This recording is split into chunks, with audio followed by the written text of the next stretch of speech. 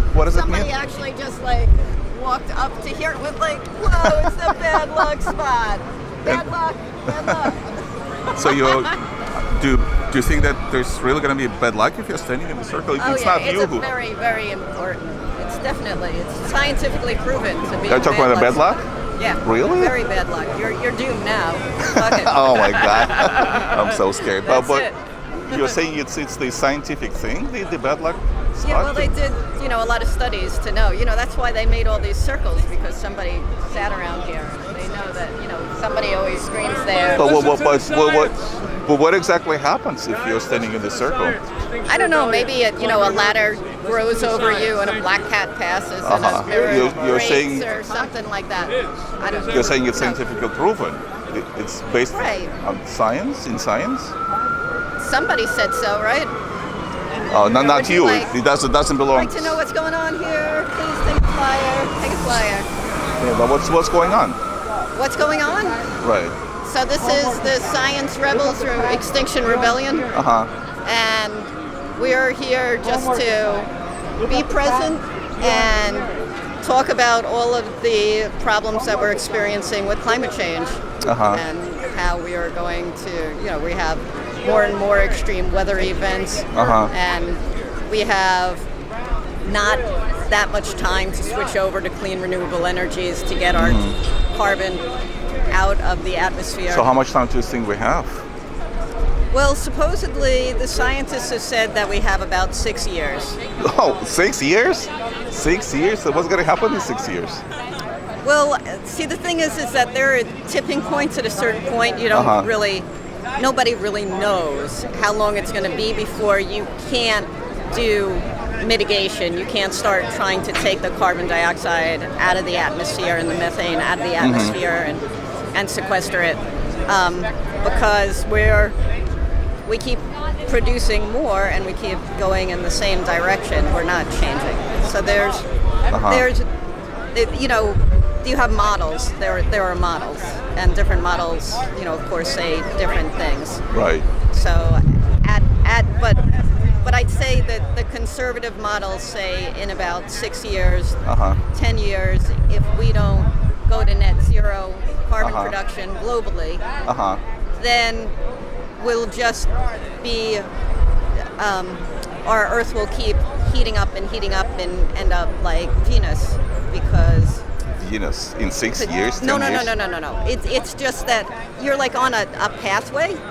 So it's kind of like if you're boiling a pot of water like in a cast iron pot, like something that holds a lot of heat, then you turn the heat off, but the pan is still hot.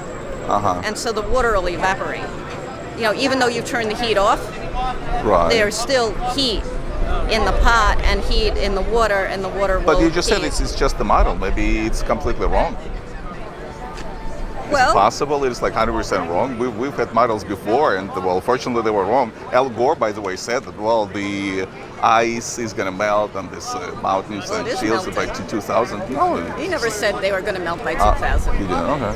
Yeah, I did all of Al Gore's stuff. He never said all the glaciers. Nobody ever said all the glaciers were going to melt by 2000. Oh, he said also something about like polar bears. 20, maybe by 2100. They'll melt. They'll melt. But that you know for sure. What? But you know for sure they're going to melt by 2100. Or is it, again, another model that might turn out to be right or it might turn out to be wrong? Well, all of the science, like anytime you talk about what you're going to do tomorrow, like is the sun going to come up tomorrow? Maybe. Well, there's proven science that there is kind of unproven maybe science. the sun will come up tomorrow. I'm not entirely sure. It keeps happening, so I think the sun is going to come up tomorrow. Well, yeah, so but there are things that you know about how the world works. Well, you just don't know some things as precisely as what the rotation of the Earth is and going around the sun and the angle of the axis and all of that. So there certainly are a lot of factors involved in climate change. So it's not certain then? Well, I would say that if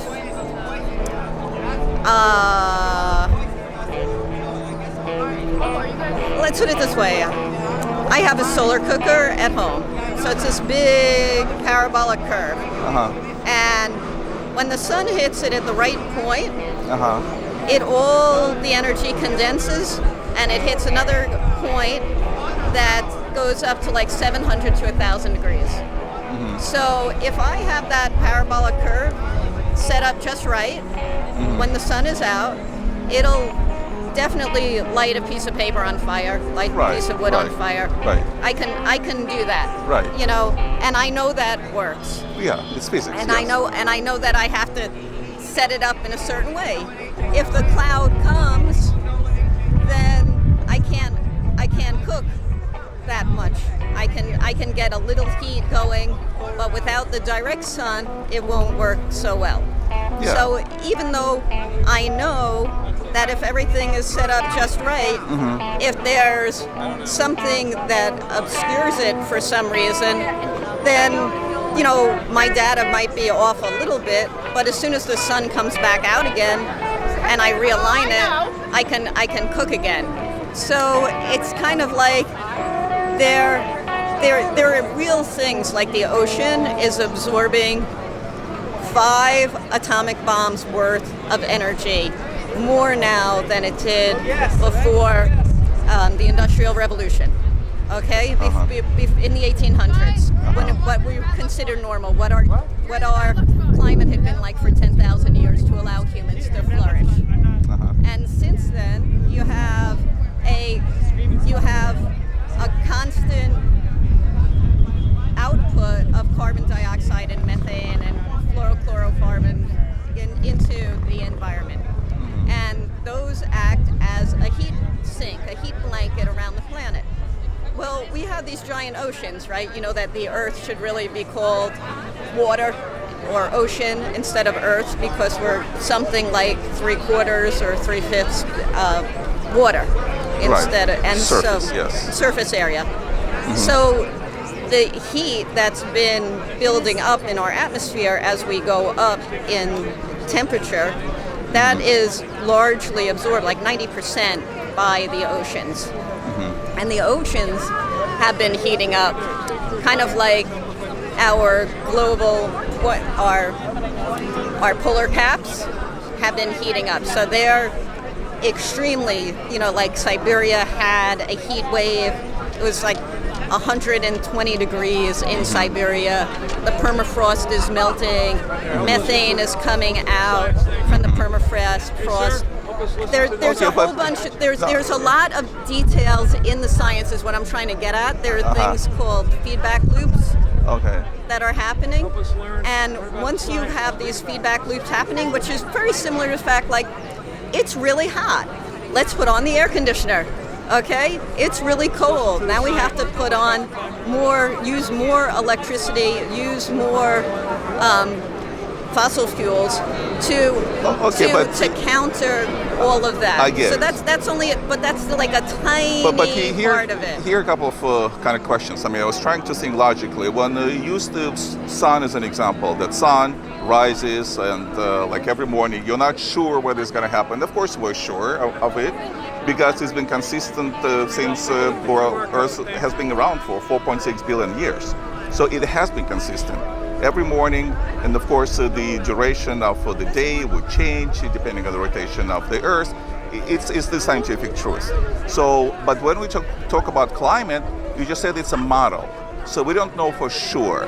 And if we take the same period of time, longevity of time in eons, then Earth was covered completely in ice, then it was completely hot, then it was covered with ice again, and then it was hot again. Right, but were there humans around then? No, of course not. No, but it was happening anyway. We're talking about trying to exist here on this planet. So we're Extinction Rebellion. We're fighting against the 6th great mass extinction.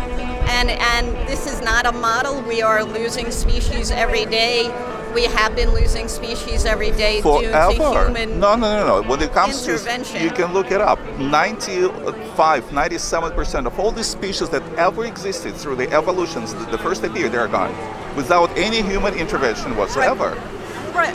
But try to have some perspective, right? You can say, I'm looking at the world as a whole, since things were developed, okay, since there was life on Earth, right, millions and hundreds of billions of years ago. How many billions? I don't remember how many. Do you know? You said 100 billions? No, I said hundreds of millions, and you said billions. Yeah, 4.6. That's the age of right. our That's the age of the Earth. Yes. But since life the was first developed, microbial life, I guess it goes back, I think, 2 billion years back or so. Yeah, but actually, so then you had your life, like you had your microbes, and then you have your flora, and then you have some fauna. So you don't have fauna until. But it doesn't matter. They're all gone. I mean, it's all gone without any human. But it does make right.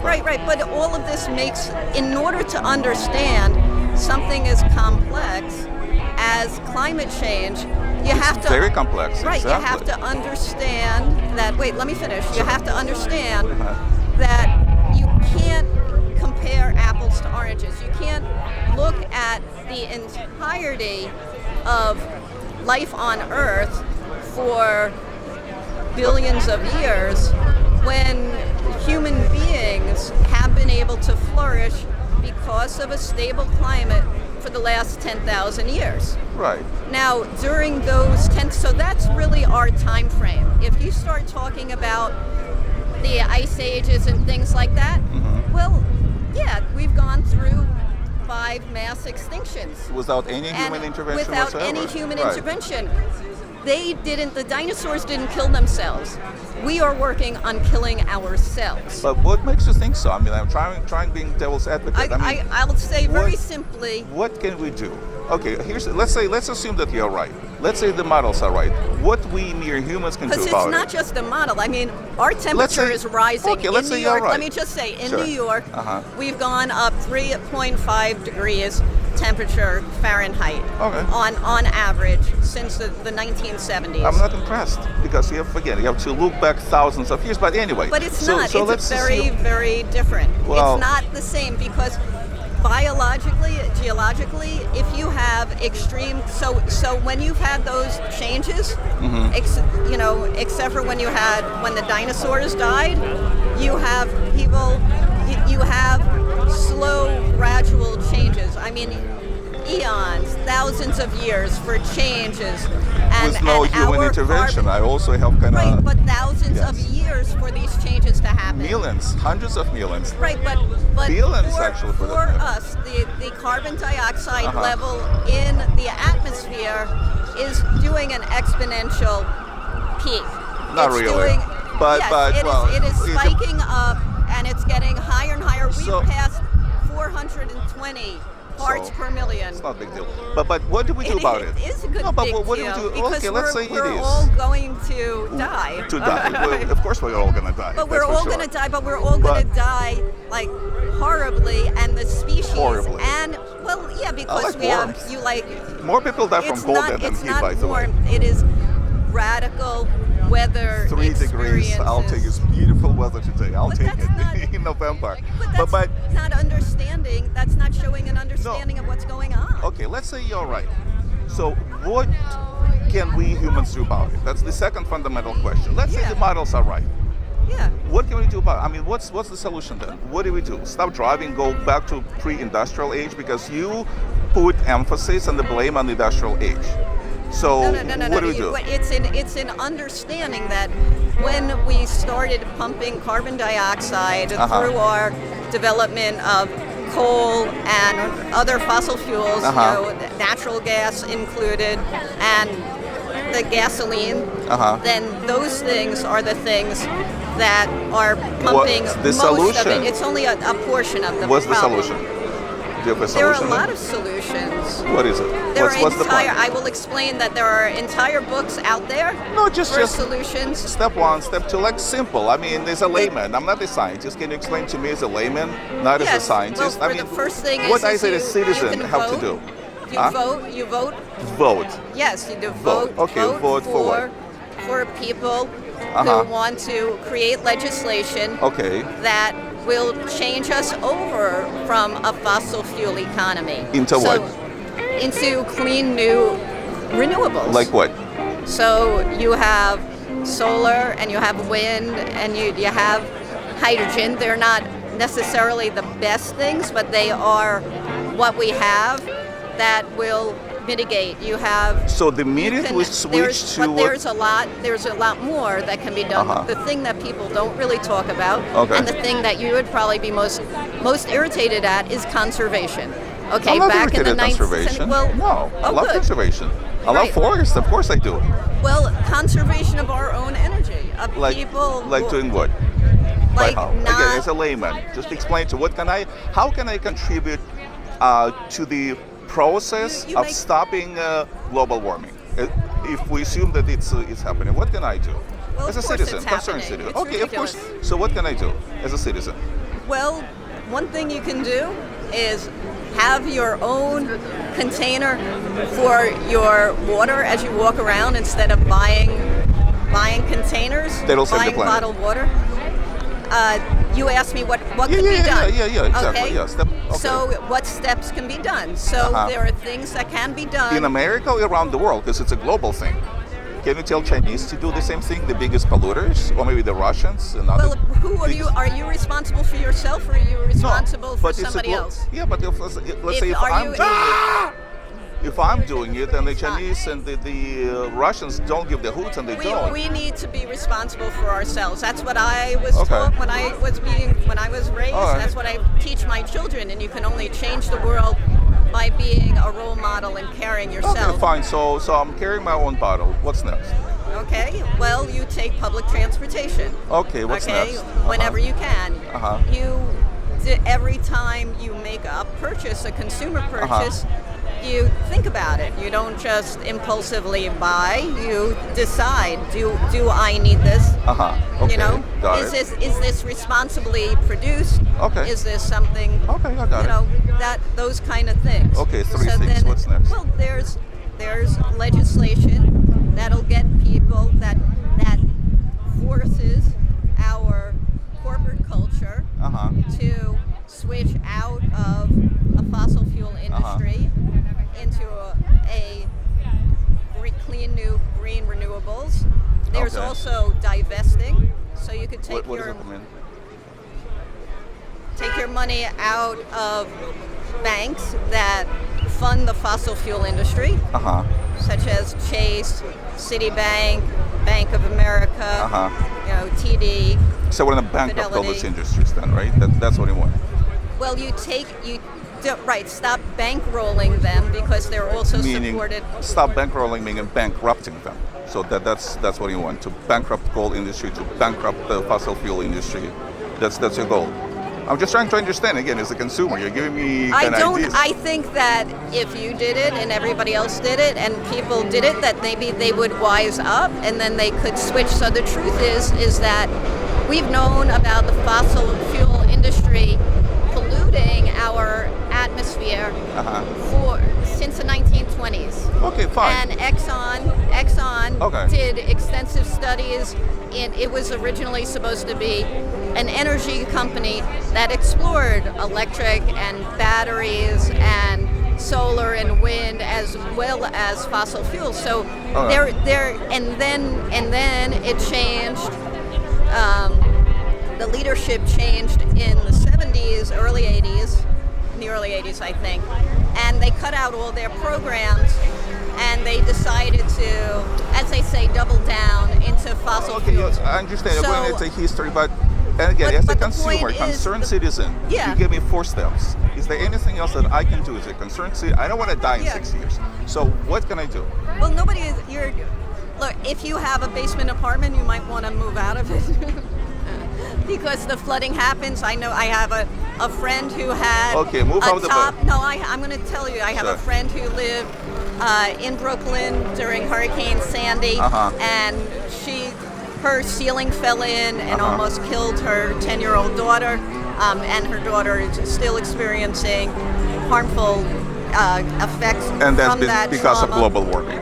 Well, yeah, because it's the result. Sandy thing is the result, direct result of global warming. The hurricanes, and flooding. Right. Like we didn't have hurricanes 10,000 years ago, a million years ago. Not like Not like this. Not no, like this, seriously, no, okay. No. Okay, so you don't remember. So who's experienced, this beautiful weather? I had upstate New York. I have a farm. And in July or August, there was a storm. So, right, a storm, not a big deal. It's going to rain. I woke up in the morning. It had rained 5 inches of rain. Okay, so it happens. No, it has never happened in the entire history. It's rained. History like 4.6 billion years. Is that what? That's not history. But to me, that's history. That's not history. It's not history. No, you go live with the mastodons. I mean, it's ridiculous. You're not talking about the time frame that is relevant to us. But you said never encompasses 4.6 billion years to me. Okay, well, never in human history. Okay, then you have to qualify it. In human history. Okay. In as far as I know. Okay. I mean, humans have been living here, for about 10,000 years. Europeans have been living here for about 400 years, and that's with as far as I know, to have 5 inches of rain in one night, that almost killed my livestock, because I didn't have a chance. Wait, do you have livestock? Yeah, I have. You have livestock? Yeah, I have pigs and goats, but they're down in a floodplain. Emits methane. Well, yeah, you do too. Yeah. Yeah. So put a cork in it. I mean, that's how it is. I see. Okay, but I hear voices. You're gonna say so. It's an old trope to be like, oh, you're not living. Like I had somebody say, oh, so do you take your clothes down to the stream and wash them with a rock? Yeah. Like this mentality that we can't move forward, and we can't be conscious of our situation. We can, but yes, we can. But here's another question then. I mean, I got these several steps that will save the world, save the earth, save the planet. But let me ask you now. Let me say this. A responsible citizen, I get it. Yes. I get it. Corporate, hold them to the account. I got it. Yeah. But here's another question. So you want to eliminate fossil fuels. Great. So you want to replace fossil fuels with photovoltaic cells. You want to replace it with wind farms. I get it. But here comes the question. Before you produce the first photovoltaic cell or the first windmill, what does it take to actually manufacture them? I mean, did you stop and think about that point? Yeah, I have. I've spent a lot of time on that. Okay, can you explain to me photovoltaic sense? I will tell you very honestly that rare earth metals thing. It's very problematic. Okay, it is problematic. Okay, there's no doubt about it. That there is an extractive society that is oppressive, and it's moving from one thing. Okay. Yes, because when you extract things from the ground, you're oppressive for Earth, Mother Earth. Yes, and the human beings that by digging holes in some godforsaken remote areas. So you think? No, usually it's godforsaken remote. So that's kind of racist, because usually these things only happen in areas. I came from Russia. That's I can say it's godforsaken. People come from. But anyway, you could say it from anywhere if you wanted to, but it's usually in native areas, and it's in areas where poor people live. It's in areas that's where mining usually happens. Mining happens in Russia, but anyway, and in Russia, in the best of neighborhoods, they go in and mine. In the wealthy neighborhoods, they go in and mine. There are no wealthy neighborhoods. I lived in the USSR, so I can tell you horror stories about what's nature like over there. And there's plutocrats, and there definitely are. USSR, I'm talking about. I never lived in Russia, USSR. So that was. But anyway, so what's the problem with photovoltaic cells then? Well, all of that. Anytime you have an extractive economy, you're looking at an oppressive hierarchical society, and there's going to be poor people who are going to be paying the price, without a doubt. And so, ideally, you want to move on to having a change in our relationship to the earth itself and to other people, so that we can actually have a future where people are not left behind. There aren't sacrifice zones. So then by saving the planet, you're sort of, well, not enslaving, but you put these poor people in a kind of oppressive position because to dig for this and mine for the rare earth metals, and I call it rare earths for a reason. You have to mine a lot of ores. I mean, you've done the research to produce all those metals, rare earth metals that are absolutely required to produce electricity in photovoltaic cells from the solar energy, right? I mean, you've done your research, you know how physics works. So the problem with this line of thought is that it ends up making any effort put in a bad light. So when you're trying to make an argument that we need to move to green new renewable energy, you know, and you overlay it with this reality, right? It then becomes, you throw the baby out with the bathwater, like, oh, this is bad, so then we can't do it. The problem is that how do you create change in society? Okay, how do you do that, right? So if people are willing to at least make this change, so that. But change for what? That's why I get confused. So on the one hand, to save the planet, we have to have solar panels. Know what, first of all, I can't say save the planet. I would never. I don't. Okay, use stop those global terms warming. Fine. Because it sounds ridiculous. Because nobody's saving the planet. Okay, global warming. You said we're all gonna die in 6 years. To me, I it's didn't like say that. 10 years. No, I didn't say that. I said that at that point, you hit a turning point. Okay, and we don't really know exactly when it is, and it could have already happened. Okay, but at that point, scientists have said that, you know, we needed to have hit net zero carbon production into the atmosphere in order to avoid the worst of the climate crisis. And that's just your run-of-the-mill global science study, the IPCC climate report that's put out by the UN, which has climate scientists that are there from Exxon and Shell and BP. Fine, so it's a very middle of the road. But no, this is.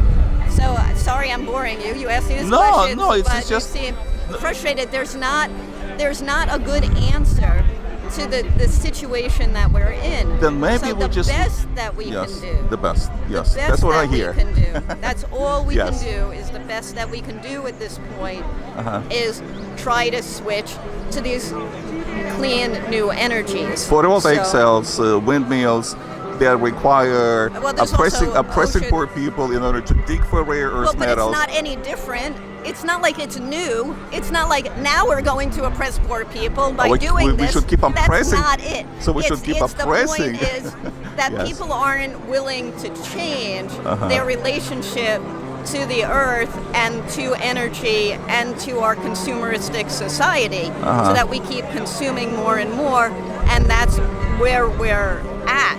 So in order to change our fundamental relationship, we need a complete shift in society, and people and people are not there. Like we're not. People in general are not ready to say, like you said, you're not going to throw off all of this. We're not going to go back to living like the Amish do. Are you ready? Or something like that. But I have a farm. Ready? I scythe my things. I actually I have eggs and eat the eggs that are produced there, and we you have do freedom a to lot. do that. That's fantastic. We have I work very hard to minimize, and I have an electric vehicle. I took public transportation. But where do you get electricity? Oh, here's another question. I took public transportation, even though I could have taken my car. Where do you get electricity from? I have my solar panels. Solar panels? Well, you brought up a really interesting issue. You know, California is the state that was one of the first that was pushing solar panels. They started installing them some 20 years back. There is a life cycle, life expectancy, so to speak, for solar panels, which is about 20 years. So now it's about 30. 30 years, fine. Yeah. So in 30 years, you have to discard them. They just stop producing electricity, as simple as that. Like everything dies No, eventually. they slow down. They go down Whatever. like In 40 years, a they'll stop percent completely. every year. In 50 years, in 100 years, they'll stop producing electricity completely. What do you do with them? They're supposed to be recycled. How? You can actually. How? What do you mean? How do you recycle want- so? Yeah, how do you recycle solar It's panels? like 90% glass. So just like recycling glass. You can't. You can't. That's the problem. They contain, so photovoltaic cells contain those pesky rare earth metals, Yeah, you gotta which are separate cadmium. them. Right, What you do- got to separate them out. How do you do that? Do you use heat to do that? It's technology. Whatever technology people do. But to generate heat, they have to burn fossil Look, fuels. you can't, just because things are imperfect, that doesn't mean you don't do it. Okay? No, you so cannot- that's the reality. If you look at the situation that we're in today, Yeah. and you want to have a future, if you recognize the fact that it being 75 degrees in the middle of November, or in So the what? beginning of November, In New York, New so- York, so. is and you think that's okay, then you know what? There's not really a conversation to be had, because that is not It's normal. meaningless. It's meaningless. If one Okay, day. you know what? Have a good day. Okay. Yep. Do you tutor?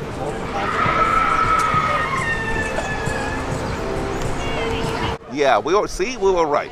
Yes, that's the thing. Like, why would you want to test it? Yeah, that's a problem. Well, but then why should they trust this theory that cannot be proven? That's I that's think- that's the thing. well, I just You're implore you, asking like, about specific things Yes. you could do. Oh, Here's thank the you. flyer, Vote. specific Vote things. on Tuesday. passing the flyer. And spend Well, yeah. $1.5 billion of taxpayers' money. Well, Okay. Compared to where else you want to go? Huh?